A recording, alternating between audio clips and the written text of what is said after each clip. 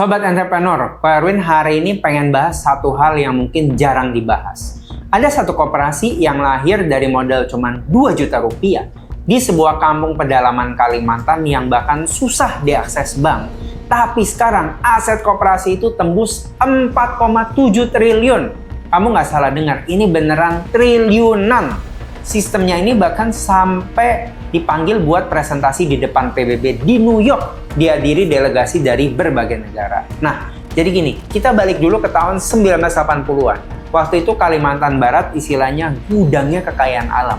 Kayu-kayu bernilai ekspor tinggi ditebangin, tambang-tambang dibuka, kebun sawit juga mulai meluas kemana-mana. Tapi ini yang ironis, semua kekayaan itu yang nikmatin siapa? Bukan warga lokal, yang nikmatin ya perusahaan-perusahaan besar, pala oligarki. Sementara masyarakat pedalaman yang notabene tinggal percis di atas tanah yang kaya itu malah hidup susah. Mereka susah cari modal usaha. Akses ke bank juga terbatas banget. Belum lagi ribet di urusan administrasi dan dokumen legal yang buat orang pedalaman itu bisa jadi mimpi buruk tersendiri. Coba bayangin posisi kamu jadi warga di situ. Setiap hari kamu lihat truk-truk bawa kayu keluar dari hutan. Kamu lihat tambang beroperasi di dekat rumah kamu. Tapi pas kamu butuh modal buat buka usaha kecil-kecilan aja, kamu nggak punya akses. Sakit hati nggak sih rasanya? Nah, ada satu orang yang nggak sanggup lihat kondisi ini terus-terusan kejadian. Namanya John Bamba. Dia ini aktivis yang concern banget sama nasib masyarakat di pedalaman. Terus, apa yang John Bamba lakukan buat merubah keadaan ini? Nah, ini yang Ko Erwin bakal bahas di video ini. So, jangan skip chapter selanjutnya, soalnya jawabannya ternyata udah terkubur selama puluhan tahun di sebuah gereja pedalaman. Penasaran gimana ceritanya? Kita akan lanjut ke chapter selanjutnya. Oke, jadi sebenarnya John Bamba ini nggak nyiptain sesuatu yang benar-benar baru dari nol. Dia justru menghidupkan kembali sebuah sistem ekonomi yang udah ada sejak tahun 1976. Tersimpan di sebuah gereja pedalaman Kalimantan Barat. Tapi selama puluhan tahun, sistemnya itu cuma jadi konsep di atas kertas. Belum pernah benar-benar diterapkan serius buat masyarakat. Sistemnya apa itu? Namanya Credit Union atau biasa disingkat CU. Nah, ini bedanya apa sama koperasi atau bank biasa? Kalau bank biasa kan biasanya minta jaminan aset fisik seperti sertifikat tanah, BPKB kendaraan, atau agunan-agunan lain. Nah, CU ini beda. Dana yang dihimpun itu disalurkan dengan mempertimbangkan rekam jejak dan reputasi si peminjam. Plus, kerukunannya sama warga lokal setempat. Jadi ingat, jaminannya itu bukan barang, tapi justru kepercayaan dan hubungan sosial. Menarik banget kan konsepnya? Soalnya ini otomatis bikin orang jadi lebih tanggung jawab. Kenapa? Karena kalau dia nggak bayar hutang, yang dipertaruhkan bukan cuma nama baik doang, tapi juga hubungan sama tetangga dan komunitasnya sendiri. Dan yang lebih penting lagi, dana anggota CU ini jadi tetap muter nih di lingkungan lokal, nggak lari ke luar daerah yang lain.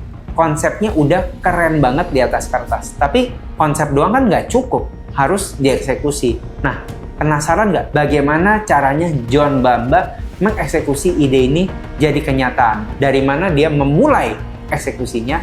Kita akan bahas chapter selanjutnya. Di sini bakal ada titik awal yang kelihatannya kecil banget, tapi ternyata jadi cikal bakal aset triliunan rupiah ini. Tahun 1987, John Bamba bergabung bareng 23 aktivis sosial budaya lainnya. Mereka kompak sepakat buat bikin semacam laboratorium ekonomi kerakyatan berbasis CU atau Credit Union di Kalimantan Barat.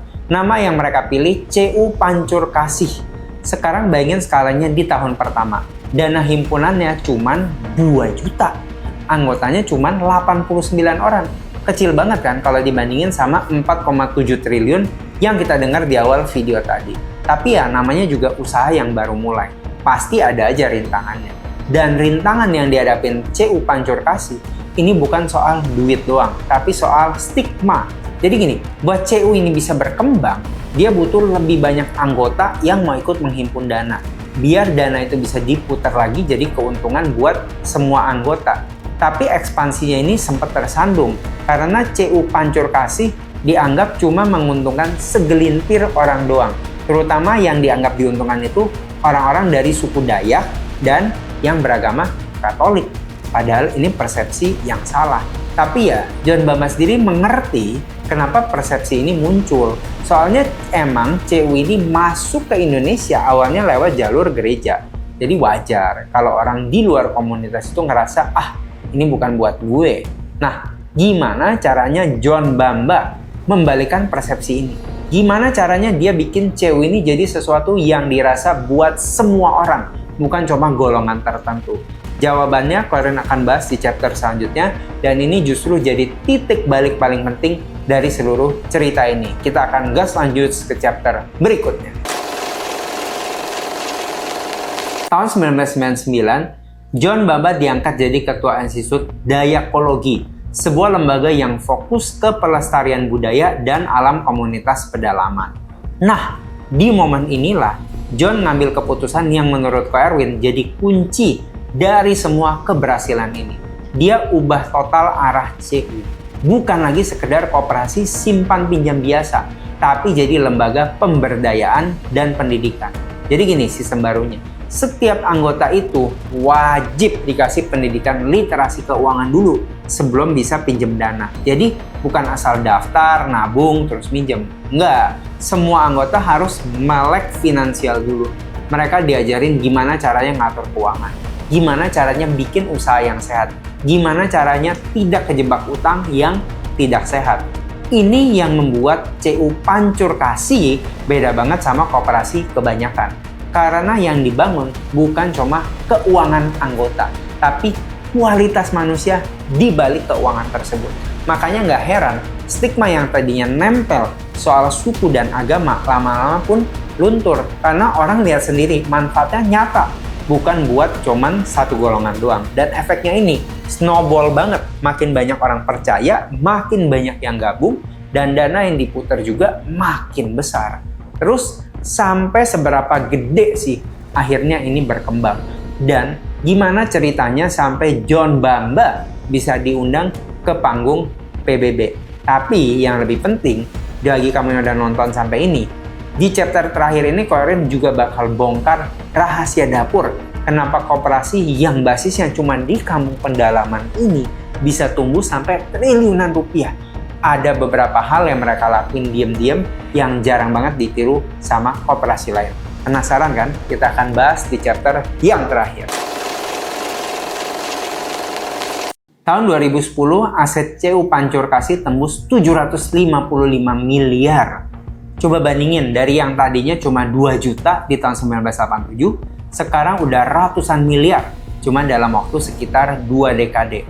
Dan berkat pencapaian ini, John Bamba diundang naik ke panggung PBB. Tepatnya di acara Permanent Forum on Indigenous Issue di New York tahun 2010. Di situ dia diminta buat maparin gimana gerakan CU ini bisa ngubah nasib masyarakat adat pedalaman. Langsung di depan mata dunia internasional. Dan efeknya nggak main-main.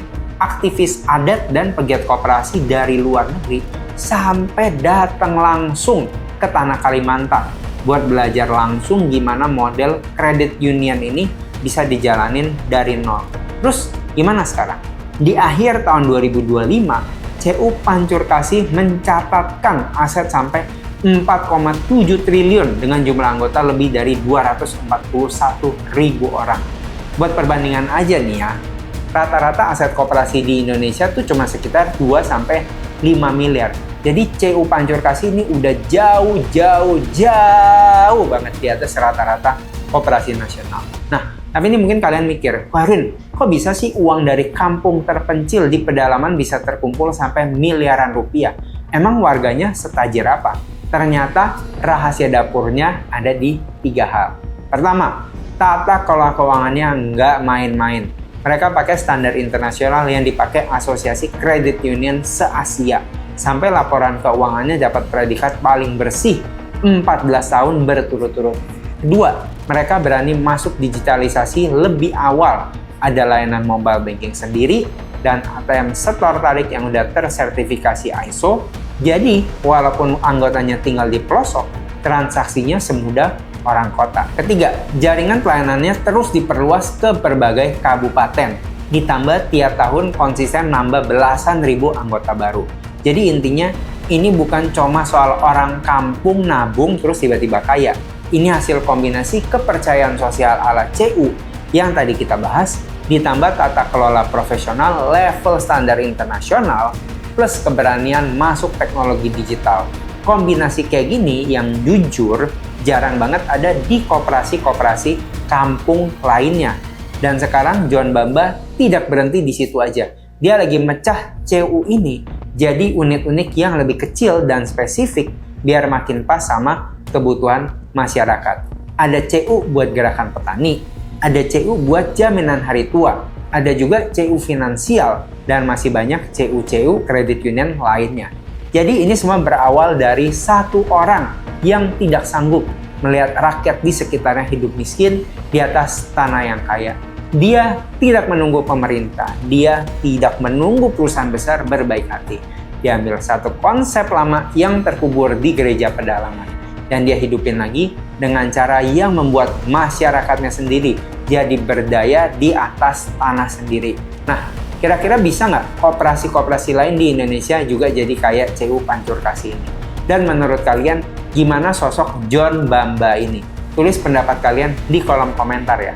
Nah, kalau kalian merasa video ini bermanfaat, jangan lupa like dan subscribe biar nggak ketinggalan cerita-cerita inspiratif seperti ini. Sampai jumpa di video berikutnya. Salam GoM!